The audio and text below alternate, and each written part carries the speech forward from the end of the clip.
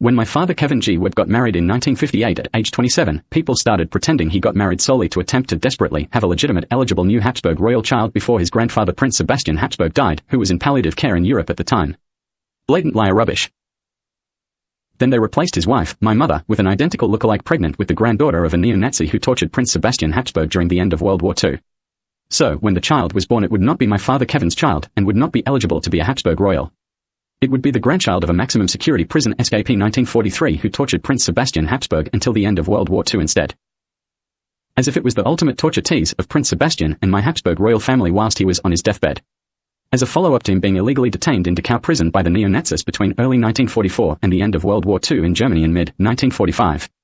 With plans to interfere to stop my father Kevin ever having an eligible Habsburg royal child registered to him at birth and at home in his custody, regardless of how many children he conceived in his real life. Via what turned out to be once or twice a year sex. I am, though, and was born to him and his wife registered at birth the 18th of January, 1972. So, when my father Duke and Lord Kevin Webb the Habsburg was diagnosed seriously ill in the 90s, which caused him to be put in palliative care in the early 2000s, they pretended I should have suddenly gotten married to a female, any female, and desperately tried to have a legitimate eligible new Habsburg royal child before he died, because that is what they pretended he did, so I should appear to do it as well. My father Kevin did not react or cope well after I was assaulted in hospital in October 1996. He was borderline berserk for a long time period afterwards, but managed to control himself really well. I was only supposed to be in hospital a maximum of 6 hours. I was in hospital for over 27 hours instead. When I managed to get up and got home okay, they talked as if one day was missing from my memory calendar constantly, and it was hilarious and I hadn't noticed, 4 months.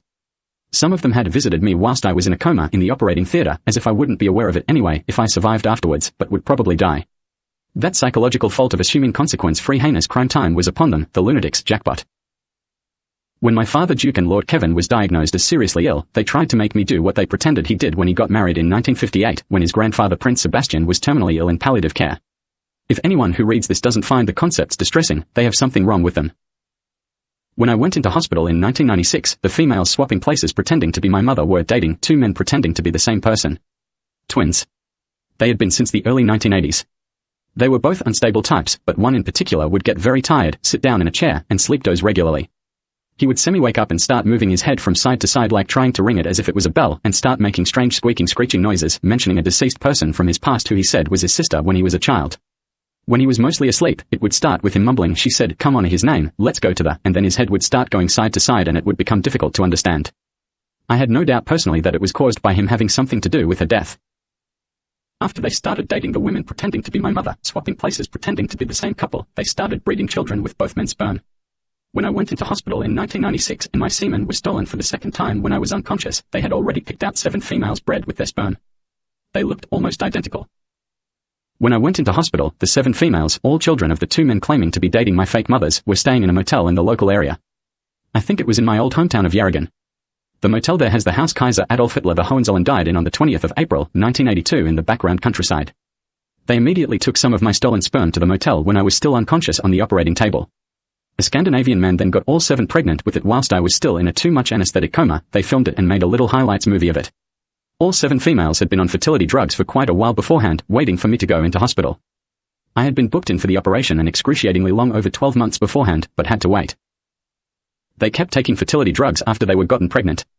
It may have been followed like some strange, organized crime TV documentary. That sort of thing actually happens constantly. They behave like it is live TV drama for a reason. They film it and broadcast it illegally on pirate networks, particularly organized crime satellite TV. They think the real legal stuff is the sideshow, including the sport. At just under 5 months into the pregnancy during 1997, they all went into section surgery to remove the gestating babies. They ripped them all out, an average of over 5 per female, then dumped them all in humidity cribs to see which one survived. Threw away any that didn't, apparently. They stitched them all back up and told them to keep taking the fertility drugs. When they started ovulating again, they got them pregnant with my stolen sperm again. 5 months later, they did the same thing. They kept the babies that survived and threw away the ones that didn't. Stitched them all up, told them they could stop taking the fertility drugs, and sent them on a holiday. They ended up with just over 70 babies bred with my stolen sperm from the 7 lookalike females. All 7 of them daughters of the 2 men pretending to be the same man, who were making like they were partnered to the women pretending to be my mother. The 70 that survived, anyway. They decided to combine their 2 crime theories. After I left hospital, they always stated to people who asked about me that I just didn't seem the same afterwards.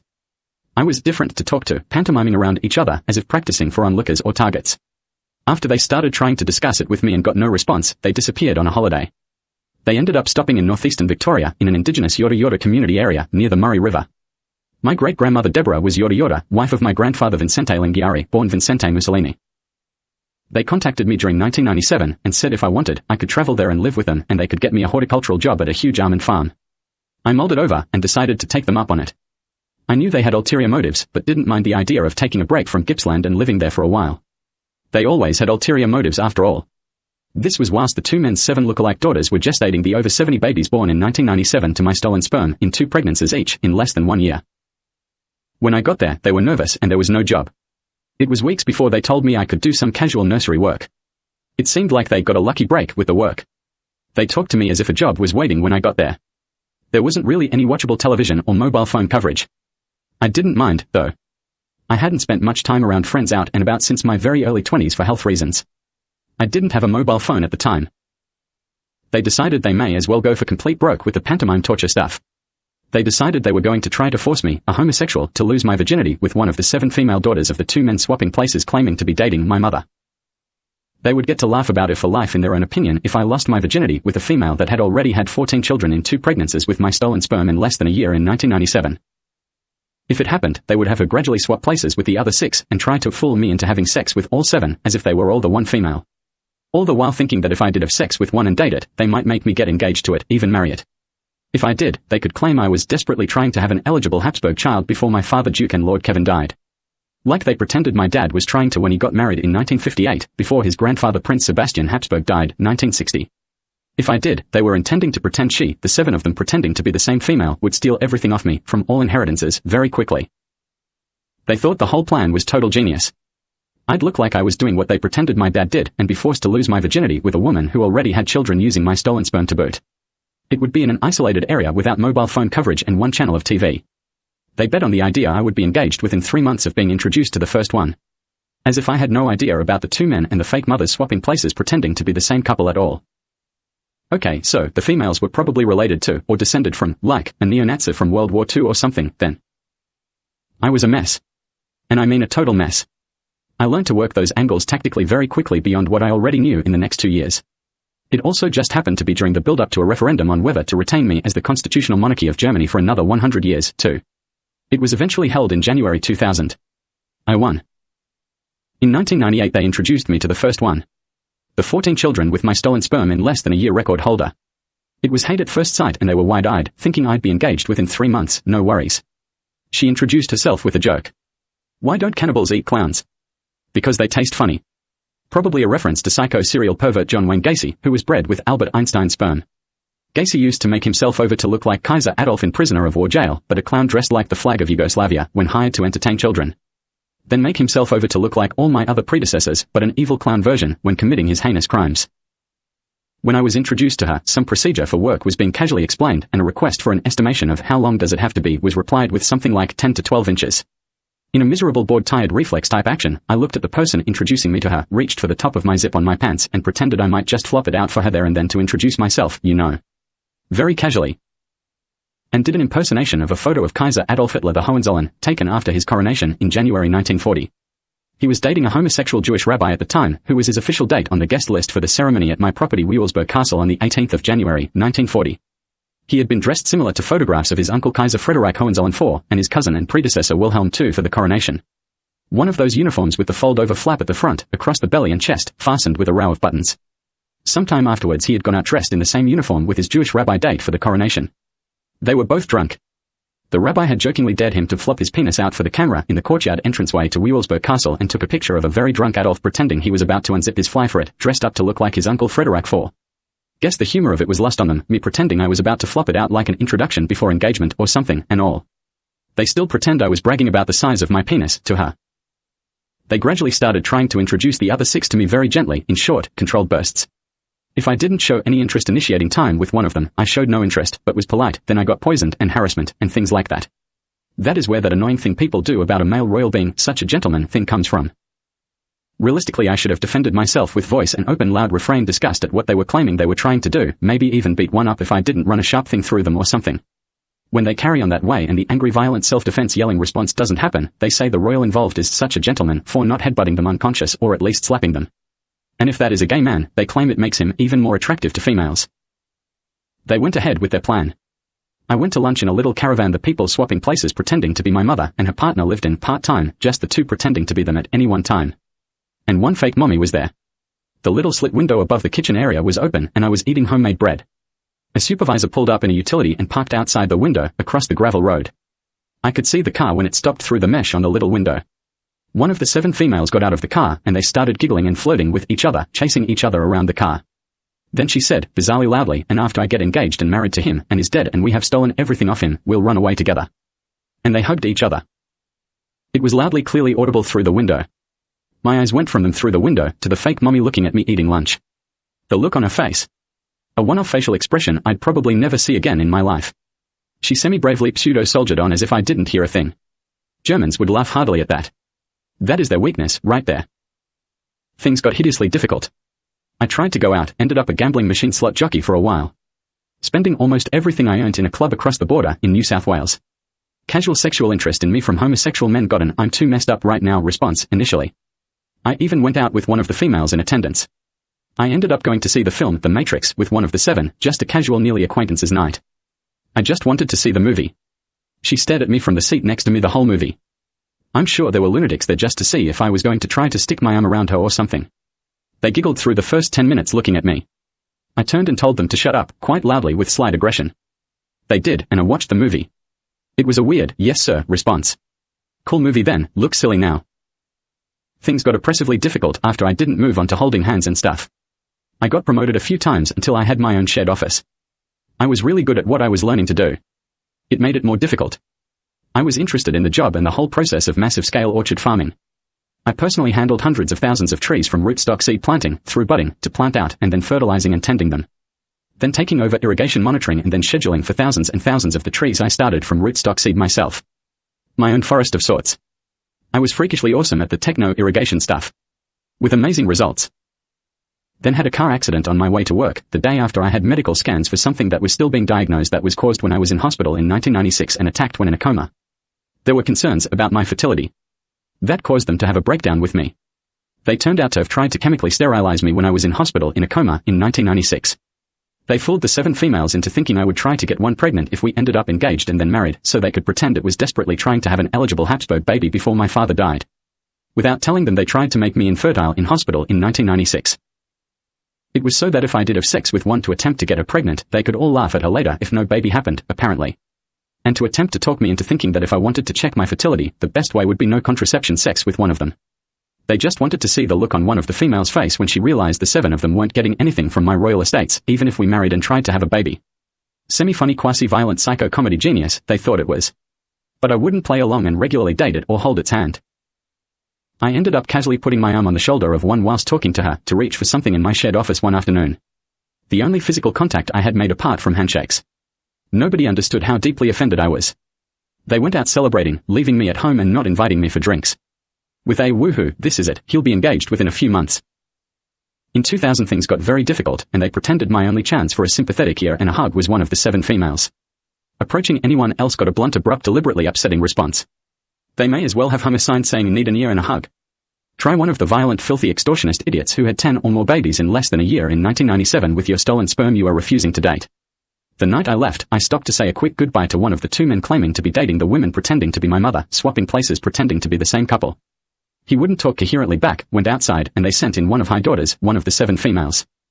They expected me to ask to spend the night with her or something, for false emotional support. I said I had to leave, gave it a fatuous hug, and drove away in my wrecked via a car accident but drivable car. The referendum had confirmed me as Germany's constitutional monarchy for another 100 years in January 2000, and they pretended nothing had been done to contact me beforehand since abdication in 1977, so they could wait for the referendum. I lasted until around mid-2000 before quitting. To be honest, some days I struggled to even get up out of bed. Constitutional monarchy referendums can only be held once every 100 years, and the most recent one had been January 1900. Eligible German citizens voted to endorse Crown Prince Alois Hitler the Hohenzollern and his only eligible living child Prince Adolf Hitler the Hohenzollern as the next 2 Kaisers of Germany to be, by a result of 93% yes.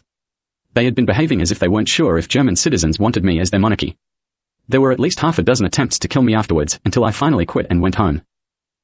They went back to pretending Alois and Adolf weren't really German royalty afterwards, despite openly saying they were, and that they were endorsed by referendum in 1900. That is why one on me couldn't be held until January 2000. Once a century. I discovered that Australian tabloid Land lunatics get on surprisingly well with the German version. Exceedingly common themes and goals. It unlocked a few things in me. They apparently spent nearly 10 years waiting for me to start to think about trying to get married to a female and have an eligible Habsburg child desperately quickly so one would be born before my father died. They probably had plans to kill him before it got born, or steal it off me, maybe replace it with an imposter's brat conceived by someone else in one of the other 6. If I could conceive one at all.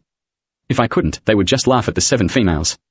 Then try to make me impersonate a raped or beaten child, screaming like I was being crushed to death up against a seat at the footy or something. So, some of them have changed their official logos since and are pretending they're my father, haunting me for not trying to get married and desperately have an eligible Habsburg royal child before he died, as if it is what he did in 1958, and he expected it of me, but I didn't do it. He died in March 2004, and I became a Duke of Austria and a Lord of Hungary. They ignored the fact my father Kevin was not the only generationally eligible Habsburg on the same family level who could have an eligible child when he got married in 1958. There were already 10 eligible great-grandchildren of Prince Sebastian Habsburg at the time, approximately. My father got married at 27 because he thought he was settled enough and wanted some company at home. Given what happened to royal families since before World War I, he didn't have any excited eyes rolled back royal expectations about his life after his grandfather died. But lunatics always pretend that is inevitable, regardless of close family ties being the higher priority. Being genuine royalty does not cause the individual to lose all sense of close family connection and emotional attachment due to the thought of wealth, royal titles, property, artifacts, or celebrity.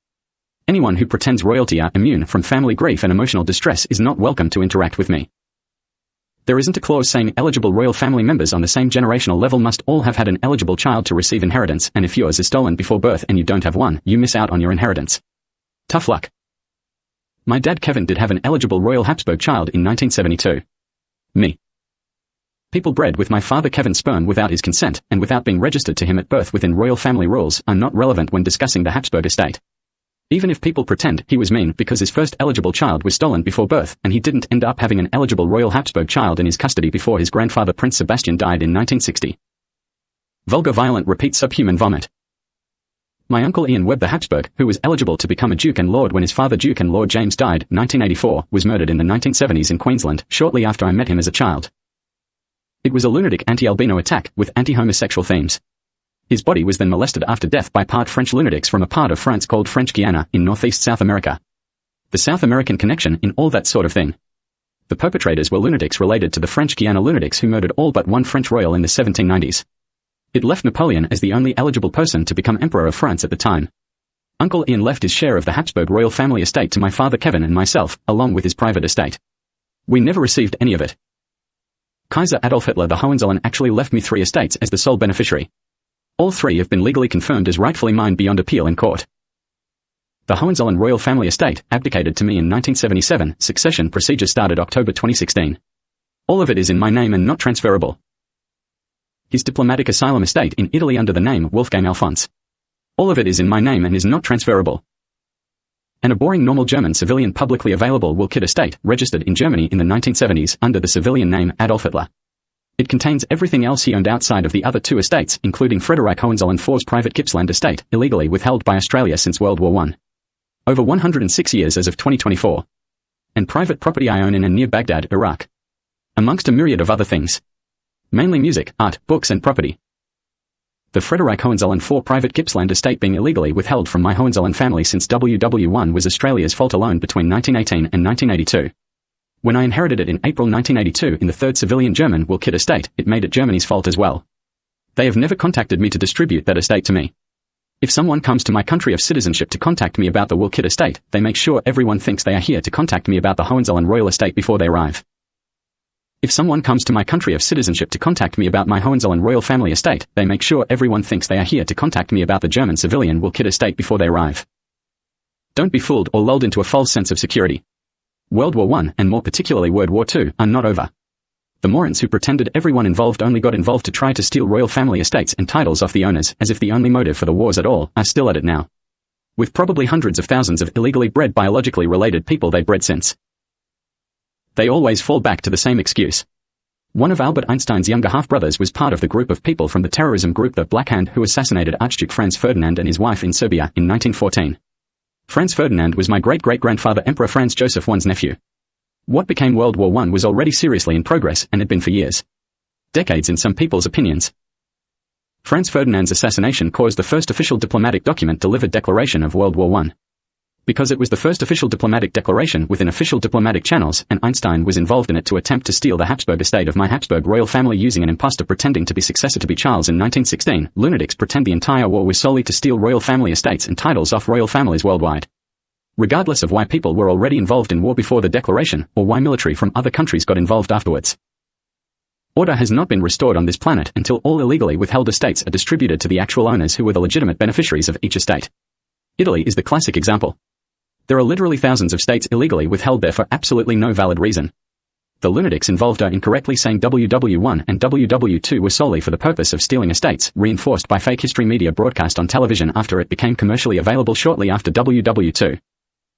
They are now pretending television was specifically invented and put on sale commercially to the public after WW2 to broadcast fake historical material to attempt to steal estates for the people involved in the fake history programs off the real owners. As an example, an escaped life without parole prison inmate in Germany named Ricky O'Shea was tried at Nuremberg in November 1945. It was for crimes committed with the neo-Nazis through to the end of World War II, after they caused his escape from jail in December 1943. And for illegally using the identity of Hermann Göring whilst doing it, made over by a film production crew to look like Göring, wearing Göring's uniform, and using Göring's identity documents. People started pretending it was really Hermann Göring on trial at Nuremberg for early unofficial television broadcasts after World War II, using some basic editing of the trial films. Hermann was worth quite a lot of money when he died quietly in around 1964. When he did, they started pretending the O'Shea family had to receive his estate instead of the beneficiaries because they were pretending O'Shea on trial at Nuremberg was going on trial after television became commercially available to the public. They have embellished since, propagated on the internet. It is really difficult to find the real name of Ricky O'Shea associated with the Nuremberg trials when searching for information. Even though the Nuremberg trial court records all clearly stated Hermann Göring had nothing to do with the trials, he wasn't even called as a witness. It was Ricky O'Shea on trial, including for torturing Hermann Göring in Dachau in 1944 and 1945.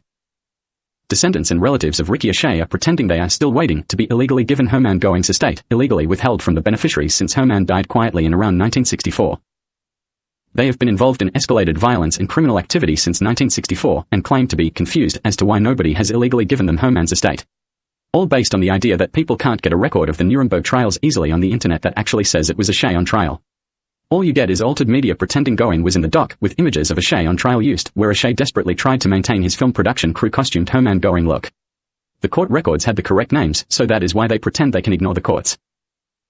They claim every corrupt sports result is a demand for all the illegally withheld estates to be handed over to the people and families swapped over in the fake history records, who are still attempting to steal them. They are still pretending the Romanov royal family estate has to be handed over to Anastasopoulos Greek rewalts, related to the impostors executed for pretending to be the Romanov royal family in public in 1917.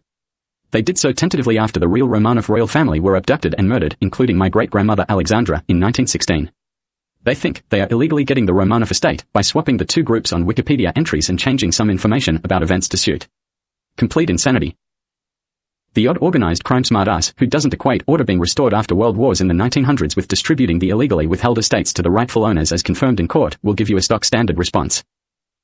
When they wave illegally withheld estates under the noses of lunatics pretending they are going to steal them and have a plan, someone lets bombs off and there are organized crime and military-like skirmishes. Become an arms dealer then, mate. Make yourself some money. Conventional weapons, hardware, satellites, radiation, nuclear waste to poison food, sports doping products, substitute umpires, whatever, anything. Though maybe some of it will stop if a few of the estates are handed over to the terrorists trying to steal them. Line just doesn't cut it. Who have they got fooled with that one? Nobody. I will state what I have said repeatedly, more times than I could remember to count. My second predecessor Kaiser Wilhelm II was a childless, only child of his father Kaiser Frederick IV. That is why the permanently defunct Kingdom of Prussia became defunct when Emperor Wilhelm II died in 1941. My Hohenzollern royal family continued through the family descendants of Wilhelm II's uncle Prince Alois Hitler the Hohenzollern. Wilhelm II directly abdicated to his cousin Crown Prince Adolf Hitler the Hohenzollern in 1918. I am the next official Hohenzollern royal, Kaiser Adolf's confirmed successor. People are still pretending they can steal my royal Hohenzollern estate off me by pretending both Frederick IV and Wilhelm II had around 9 children each and married females multiple times. By claiming to be descended from the two of them via a fake history entry on something like Wikipedia or encyclopedias like Britannica. Even though Kaiser Wilhelm II had no descendants. They are not casual lunatics either. We are talking full-on, pain-inflicting, psycho-stalker terrorists, pretending to insist.